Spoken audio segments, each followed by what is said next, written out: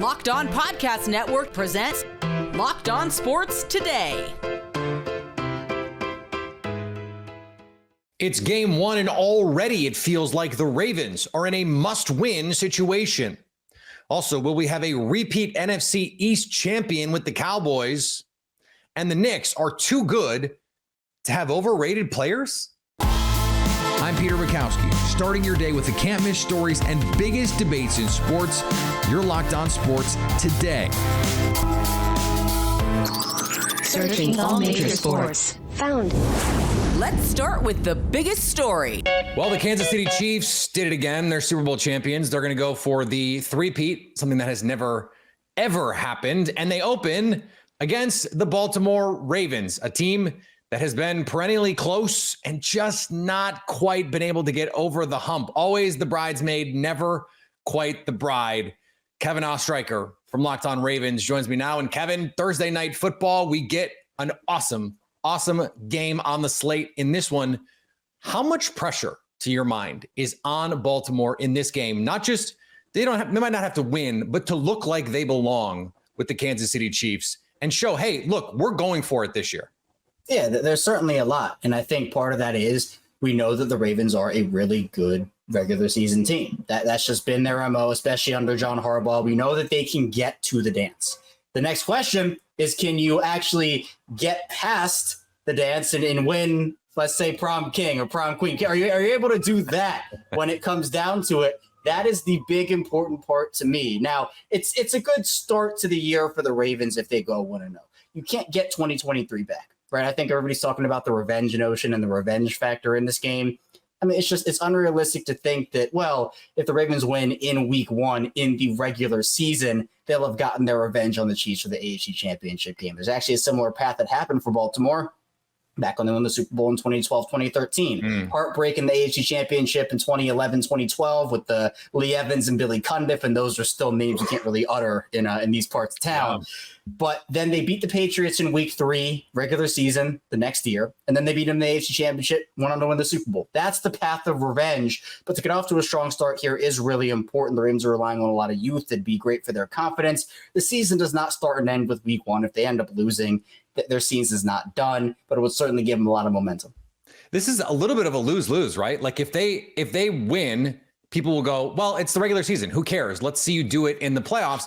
And if they lose, we'll go, yep, well, see, told you, can't do it. Can't beat the Chiefs. When, as you just said, the only thing that matters is what happens in January. So it does feel like a lose-lose situation for the Ravens to me. I think there'll be headlines either which way, and not to the ones that I think favor the Ravens. I think they should get a lot of credit if they beat Kansas City. They're back-to-back champions 3-time. And, I feel like any team who beats Kansas, look, the Lions got a ton of it last year. Kansas City is getting like they're going to win 15, 16 games, Buzz. Like people think this Chiefs team is really, really good. And hey, I like what they did. I like the fact they added weapons around Patrick Mahomes that are not Kadarius Toney and Marquez Valdez-Scantling. Obviously, Marquise Brown not going to play in this game. Yeah. But hey, Xavier Worthy's a nice ad for them. Travis Kelce is healthy this season. So I like the Chiefs. And I think, look, they're the team to beat in the AFC. They're the team to beat in the NFL. There's no question.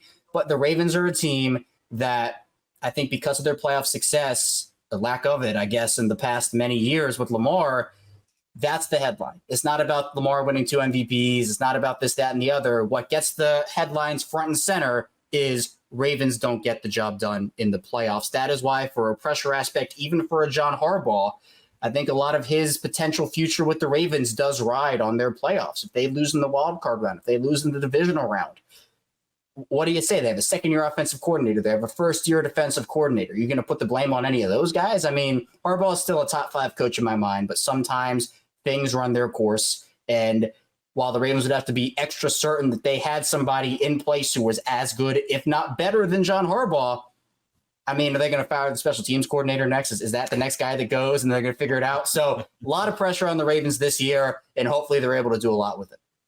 I feel like there's a lot of pressure on Lamar Jackson. I mean, I know he was the MVP last year, was the MVP when they came up short a couple of years ago, when he was incandescent in that season, when he really set the stage on fire in his first chance to be the guy, much like Patrick Mahomes.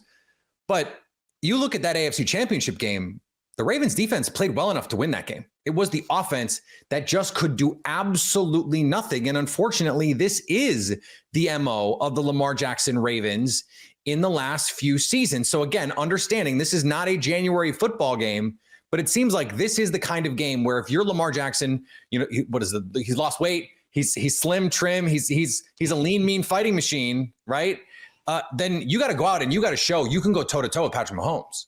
No, absolutely. And I think that this is going to be a close game, maybe even a high scoring game. But you're right. The defense last year started off as something that looked like this game is going to go, 35-32. Yeah. It was 7-0, 7-7, 14-7. And then the Ravens defense did not allow a point in the second half of that game. So, look, Lamar and Patrick Mahomes are two of the best quarterbacks in the league. Obviously, Mahomes is at the top of that list, but Lamar is not far behind. I have him at number 2. I know there's some controversy about Lamar, Joe Burrow, Josh Allen. Where are those 2, 3, 4 ranked?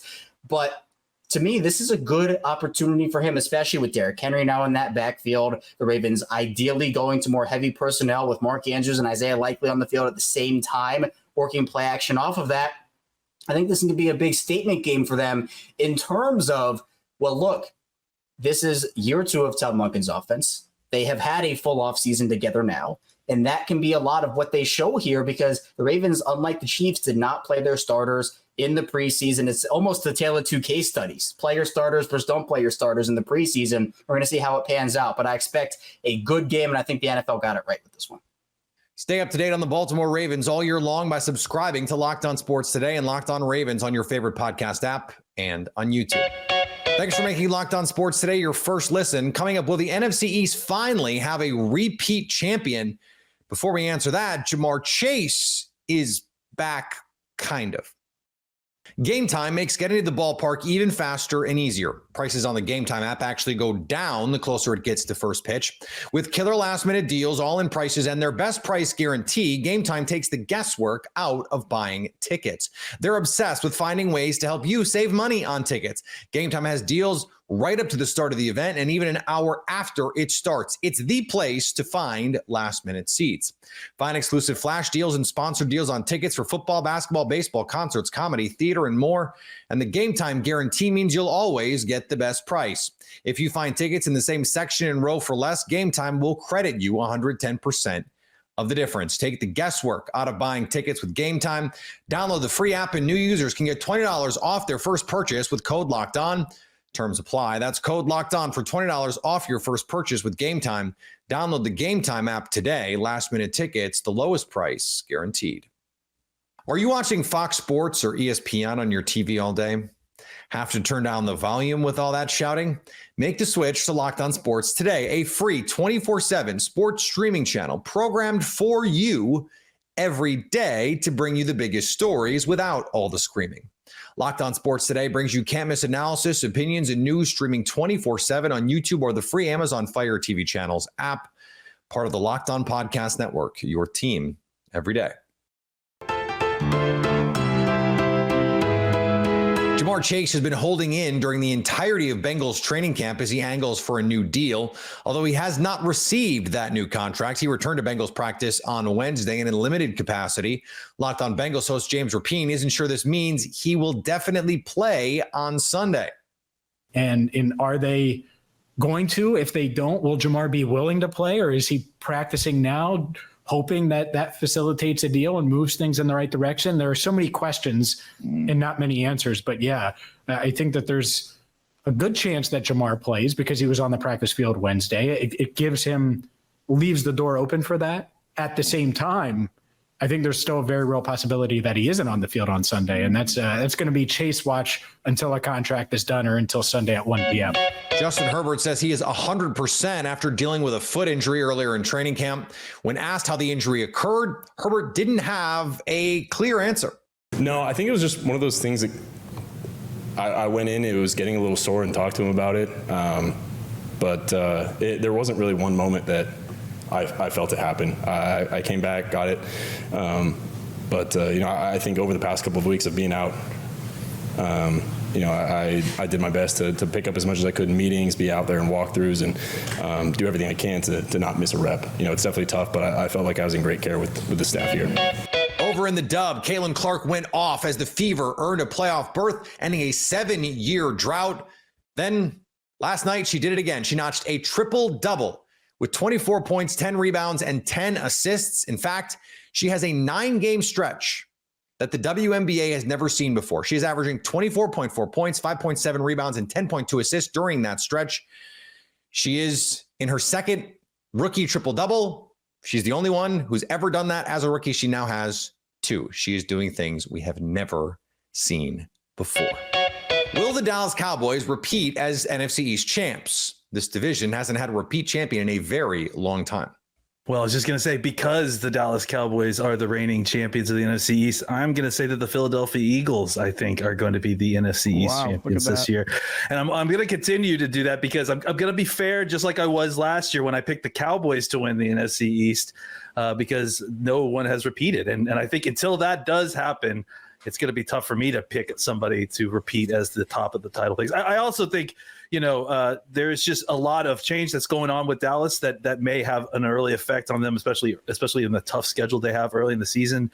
And Philly obviously going through some changes as well, I think, but I think it's going to be a little bit less severe. They might be able to right the ship a little bit earlier. Now, we'll see how things turn out after that in the playoffs, but not that the Cowboys have a great history there either. But I do think that it's likely that the Eagles will probably have a hold of this division, especially late in the season, and we'll see how it all turns out. Yeah, Landon, I do agree. I think the Eagles last year were on pace to win the East for the majority of the season. We're 10-1 at one point. Jalen Hurts was the MVP betting favorite for a little bit of a stretch there. And then, of course, one of the biggest collapses I've ever seen from a contender happened where they lost 5 of their last 6, got blown out in the playoffs. But I love the moves they made this offseason, especially with the coordinator spots, bringing in Kellen Moore to run this offense. I think he's going to make the necessary changes, especially with pre-snap motion. That's going to be so important for Philly this year. Vic Fangio is running the defense. It's a younger, faster unit. If Jalen Hurts and Nick Sirianni can stay on the same page, which that was a big question mark last year, I do think this is one of the most talented rosters in football with an elite quarterback. So I'll agree. I hate to be a homer, but I do think, even removing my bias, the Eagles are best set up in this division to win the East. Let's start with Patricia Traina when it comes to the bottom half of this division. Patricia, what say you? Are the Giants going to shock the world and win the East, or are you going to side with one of us? Wash my mouth out with soap, but I can't say the Giants are going to win the East. I got to give it to the Eagles. I mean, that roster loaded. You mentioned the changes at coordinator. Look, until proven otherwise, the Giants right now, they got a lot of question marks they've got to answer. They've got some concerns at various positions that have me worried. And I'm normally a glass half full type of person. I think down in Dallas, I'd like to see how some of the contract issues, I think those might be some early season distractions and whatnot. Dallas, I got to think that Mike McCarthy is probably on the hot seat down there. I mean, not to say that Nick Sirianni isn't on the hot seat, but the Eagles made some moves that I think reinforce the roster. And as far as Washington's concerned, an up-and-coming team, but, they're just now getting started, new coaching staff. Let them get settled, and then we'll see where they go from here. But I got to go with the Eagles for winning the division. You guys are making me a little nervous with 3 Eagles picks. Well, you should be nervous. Be nervous. Are you guys trying to jinx it? Maybe this is calculated. David, are you going to pick the Eagles too and make it 4 for 4? Yeah, because they solved the biggest problem that they had last year, which ironically enough still exists on the team, because the biggest problem they had last year was Nick Sirianni. And even though he's still there, they brought in coordinators that don't need Nick Sirianni. And that's basically the key, because last year his coordinators needed him to pull them out of the mud. And, he handed them like a little flowery branch and said, here, grab hold, I'll pull you out. And it just didn't work. And then he stood there and said, I don't know what to do. I'm just going to run around the stadium and high five fans, because that's what head coaches do now. So Kellen Moore doesn't need Nick Sirianni to hold his hand. Vic Fangio certainly doesn't need Nick Sirianni. In fact, I don't know. Vic Fangio might actually need to give Nick Sirianni permission to enter the facility. And so because of that, this team is going to be a lot better off. They just have too much talent to fall apart the way that they did last year. And I think that all the experience in the coaching staff, Kellen Moore is still relatively young. I think he's got enough experience doing what he does to go ahead and run that ship for Nick Sirianni so that he can stand there after all those wins and claim victory. Follow the battle for the NFC East by subscribing to Locked On Sports Today, Locked On Cowboys, Locked On Eagles, Locked On Giants, and Locked On Commanders on your favorite podcast app and on YouTube. Coming up, the Knicks are so good, they have no overrated players. The New York Knicks look like a very good team headed into the 2024-2025 NBA season. Locked On Knicks host Gavin Shaw believes they are so good, they cannot have an overrated player. All right, our next category, most overrated Knick. So I am going to give a caveat here that I don't think anyone on this Knicks team is overrated. And maybe the few non-Knicks fans that hate watch this podcast, if anyone's sticking around from that Celtics episode we did the other week, are booing and saying, screw you, orange and blue glasses, all that good stuff. But here is where I'm going to push against that a little bit. The Knicks are really freaking good and really, really good teams that don't have guys. Like, to me, the epitome of overrated in the NBA is empty stats, right? Pretty much every statistic gained on the Knicks, at least through last season, but I could even probably go back as far as the last 2 seasons, I would say had some merit to it and had a direct contribution to winning. There are certain nights where I'm like, all right, Julius Randle's kind of padding his points total. Heck, I don't want to pick on Julius. There are nights where you could say Jalen is padding his points total a little bit. And yet I would not call either of those guys overrated. Here's how I know that's not true. When the Knicks traded for Mikal Bridges, it was hailed as the move to push them into competition with the Celtics in the Eastern Conference. Except we have this thing, I don't know if you guys know this, we have this thing in the NBA where the best teams all get together and play in a tournament. Have you guys heard about this? It's called the playoffs. And the Knicks couldn't even beat the Pacers in the playoffs. And the Pacers only beat the Bucks because Giannis wasn't playing. So let me get this straight. The Knicks went from a team that couldn't even make it to the Eastern Conference Finals, albeit, again, with injuries of their own.